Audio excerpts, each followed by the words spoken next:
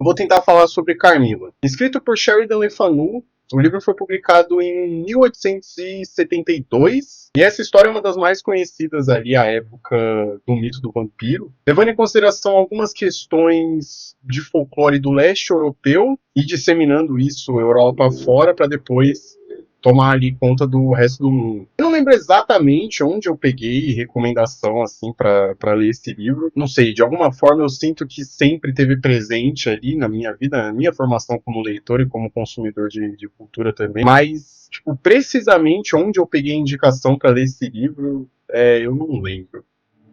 Provavelmente me foi revelado em um sonho.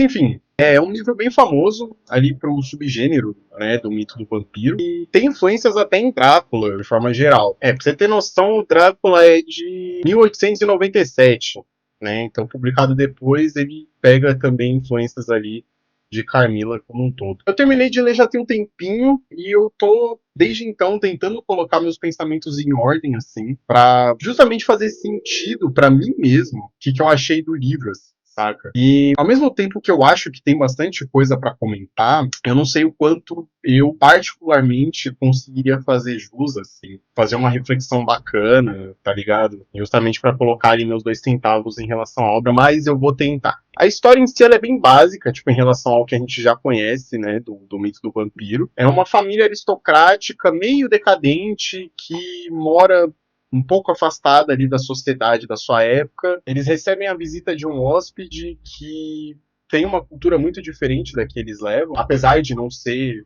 né, um hóspede estrangeiro. A presença, né, dessa pessoa acaba mudando um pouco ali das crenças e dos costumes do lugar, basicamente, tipo, de forma bem resumida, tá ligado? E assim, eu não vou conseguir não dar spoiler, porque é meio difícil falar. Tipo, eu recomendo muito que todo mundo leia o livro. É um livro muito curto, ele tem, tipo, tem umas 200 páginas no máximo. Essa edição é da editora Pandorga e na real, tipo, o livro ele é bem mais curto do que isso. Aqui são duas histórias compiladas, né, nessa ediçãozinha linda, inclusive. E eu recomendo muito, assim, que, tipo, todo mundo leia, todo mundo procure e tal. Assim, é uma leitura muito especial, uma leitura muito boa para se fazer, especialmente se você tá no escuro e se você não sabe muito ali do que se trata. Então, eu recomendo bastante, mas, enfim, para poder tentar colocar meus pensamentos em ordem, eu não vou conseguir não falar sobre a trama. A história é narrada pela Laura, que é uma mulher já adulta quando a história começa. Ela tá relatando e relembrando esse episódio que aconteceu quando ela tinha 19 anos. Ela vive numa mansãozona junto com o pai e alguns criados, né?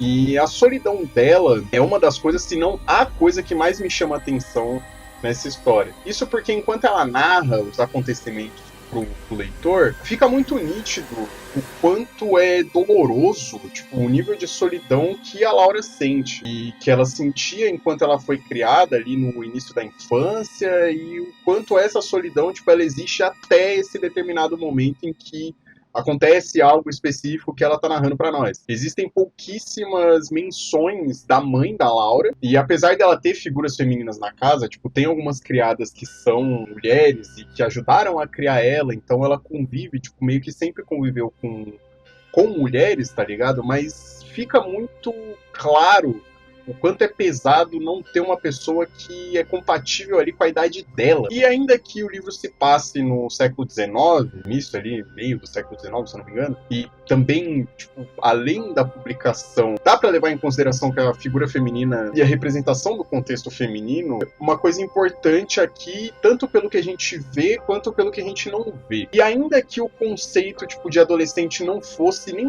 próximo do conceito que a gente conhece hoje, por exemplo, se não, sei lá, esse conceito era até inexistente nessa época. Como a gente lê esse livro atualmente, cara, desculpa, sei lá, eu acho impossível não associar uma coisa à outra. Não tô falando, tipo, da gente transpor, ter um olhar completamente correspondente só ao nosso tempo aqui, tá ligado? Tipo, tem que considerar uma porrada de coisa, mas, especialmente para essa história, eu acho que é muito, muito importante tipo, a gente levar isso em consideração e a gente entender justamente o que é essa dor adolescente, o que isso traz, o que uma mina de 19 anos, tá ligado? Que cresceu sozinha e que tá se sentindo sozinha, tipo, o que ela sente.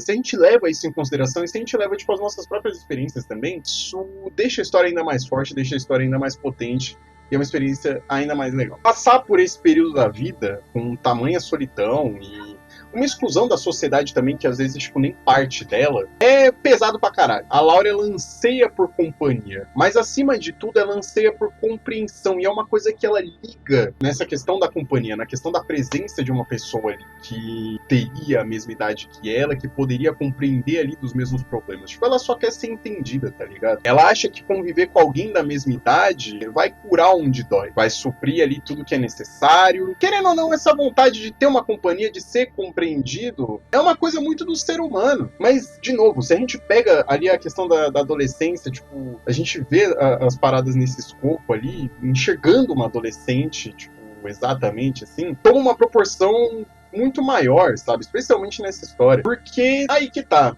Esse livro ele também é conhecido por trazer a questão do safismo como algo precursor. Você pode pesquisar tipo, onde for assim, se você procurar o nome desse livro, vai estar lá, é a vampira lésbica e tal.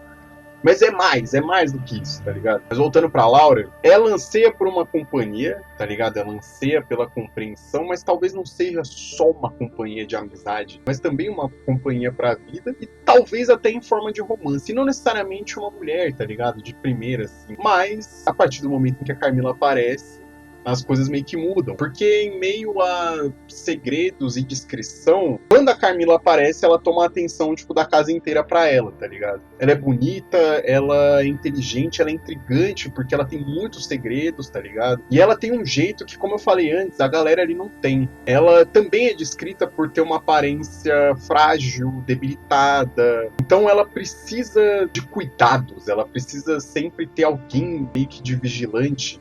E é muito interessante isso, porque a Laura é alguém que anseia por ter companhia, e a Carmila, enquanto personagem, tipo, no momento em que ela tá sendo apresentada pra gente, ela é alguém que também necessita, ela demanda dessa companhia, tá ligado? A Laura não tem, e a Carmila, ela demanda isso justamente, tipo, por essas características que, lógico, depois elas vão ser mais desenvolvidas. Mas ela tem esse aspecto, tipo, doente, esse aspecto frágil, esse aspecto, tipo, até de inocência. Mas que, como eu falei, tipo, teoricamente esconde segredos, etc. Teoricamente não, né, porra? Mas de qualquer forma, tipo, quando ela chega, a Laura se sente numa fase nova da vida, tá ligado? Com a presença da Carmila. E o que a gente também acompanha é a dinâmica entre elas, de maneira geral, é a Laura e as outras pessoas da casa, né, tipo, tentando acomodar a Carmila, também no ambiente familiar, tipo, para além do ambiente ali de uma hóspede, tá ligado? Tipo, o pessoal, ele é muito caloroso, ele é muito acolhedor, mas especialmente a Laura, ela tá ansiando por mais. E dá pra ver que a Laura, ela sente que ela precisa, tipo, incluir mais a Carmila até no dia a dia dela, porque ela quer compartilhar isso com alguém. E ela também quer conhecer a Carmila. Você sente que ela tá apresentando mais da vida dela, mais do dia a dia dela, tipo, pra Carmila, e ela tá esperando alguma coisa em troca também, tá ligado? E assim, a Laura julga que elas têm idades similares pela aparência da Carmila. E tem essa animação toda, porque chega uma pessoa nova e tal, mas a coisa toda, tipo, muda de proporção quando a Laura vai percebendo aos poucos que a Carmila, tipo, é uma pessoa totalmente diferente dela.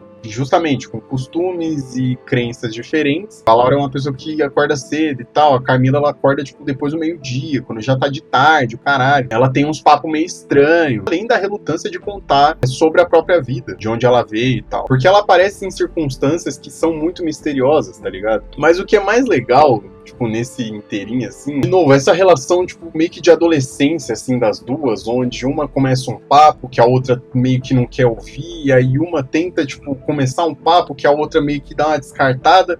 E é engraçado o quanto a Carmila, ela é passional a ponto, tipo, de dar ideia na Laura, tá ligado? Ela dá em cima da Laura de forma, mano, descarada. Ela é muito passional, tipo, ela é extremamente febril. E, mano, às vezes ela se declara pra Laura, tipo, de uma forma ardente e muito do nada, sabe? Como a Laura nunca passou por nada disso na vida, não teve ninguém que, tipo, ao menos chegou perto de cortejar ela até então, ela reage com estranheza, com repulsa às vezes, mas ao mesmo tempo tem a curiosidade que pega ali, sabe? E, tipo, você vai vendo no decorrer da história que a Laura, ela fica mais e mais obcecada, assim, pela Carmilla, pela presença dela e pelo que meio que ela pode trazer, sabe? Porque ela é meio imprevisível, sei lá. E mais uma vez, em contato de novo com a adolescência, essa ânsia de você descobrir, de você experimentar, tendo a oportunidade, tipo, gritando ali na sua cara, falando que te ama, falando que não quer te deixar nunca, tá ligado? Falando de morte, não, porque se eu morrer você vem comigo, que não sei o que, tá ligado? Só vou parar de te amar quando você morrer,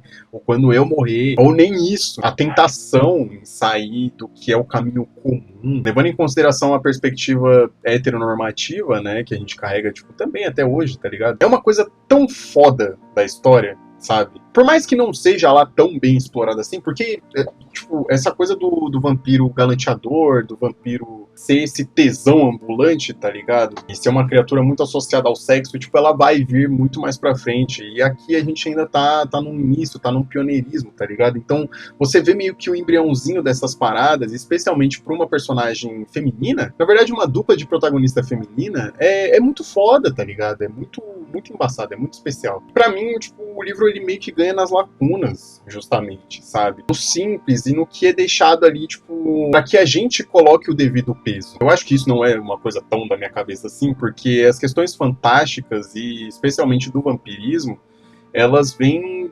exatamente, tipo, nesse preenchimento de lacuna, né? Nesse preenchimento do mistério como um todo. Porque em determinado momento, aí você vê que, né, Drácula pegou a influência disso também.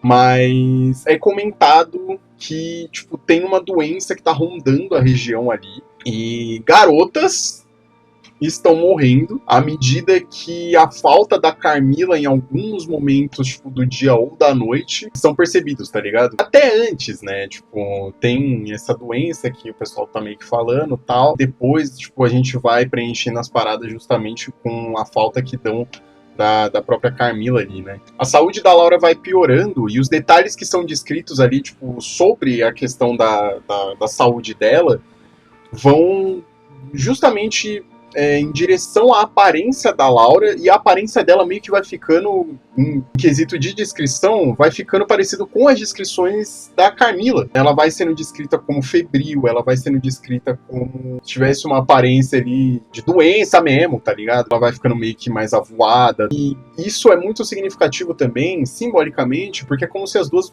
fossem virando uma só. Não só como se a Carmilla estivesse sugando a vitalidade dela, né? Vamos olhar pelo lado romântico. Além de sonhos, visões ali da Laura, que ela descreve no começo da história que ela já tinha desde criança, tipo, algumas visões e alguns sonhos, né? Ela tinha sonhado, quando criança, com uma presença que depois a gente vai ver que, tipo, bate com a descrição física da Carmilla. A gente tem também, dentro do mistério, um quadro da matriarca da família de Karnstein, muito antiga, que o pai, tipo, desenterra meio que das coisas perdidas, alguma coisa assim, tá ligado? E a matriarca, ela parece muito com a Carmilla, por aí vai. Mano, é uma delícia, o livro é muito foda. E desde o início, tipo, sonhar com alguém, encontrar ela depois. Vamos parar pra pensar um pouco nessas coisas, acabar entendendo a natureza da pessoa ali, mas sem necessariamente se decepcionar, é demais. É demais, tá ligado? A Laura nunca diz que ela tá decepcionada, que ela se arrepende de viver o que ela viveu, ou relembrar esse período com amargura ou com raiva, tá ligado? Ela tem momentos ali que são uma surpresa, tipo, muito grande, conforme ela vai descobrindo as coisas, mas você não sente que ela tá arrependida, você não sente como se fosse uma parada que custou muito dela, ou... Como eu falei, tipo, ela não relembra as coisas com arrependimento algum, tá ligado? Ela sente falta, na real. Porque talvez foi o único momento da vida dela em que as coisas saíram de um entendimento comum. Foi a primeira vez e no momento certo em que a intensidade dos sentimentos dela mostraram pra ela um relance do que a vida poderia ser. A luxúria em forma da abundância, seduzindo ali pra uma possibilidade de uma vida nova, tá ligado? Apesar de não ser feita nenhuma promessa em relação a isso, mas tipo, de você ansiar tanto por uma coisa em relação à companhia e etc. E essa coisa chegar quando você menos espera, e você ter aquilo, tipo, junto com você por pouquíssimo tempo, a ponto disso, tipo, te deixar doente e você perceber que as coisas não estão normais e todo mundo à sua volta começar a perceber que as coisas também não estão normais, tá ligado? Mas de certa forma é o que faz você estar vivo e o que faz você tipo sentir a tua vitalidade, tá ligado? Sentir a tua vida num meio que num esplendor até. A novidade, a ardência da juventude, né? Essa coisa do proibido, essa coisa de você sair do comum, essa coisa de você fazer o que não pode, tá ligado? Mas que rapidamente cai e encontra a realidade do mundo adulto, do mundo dos homens, especialmente. É uma história de amor trágica,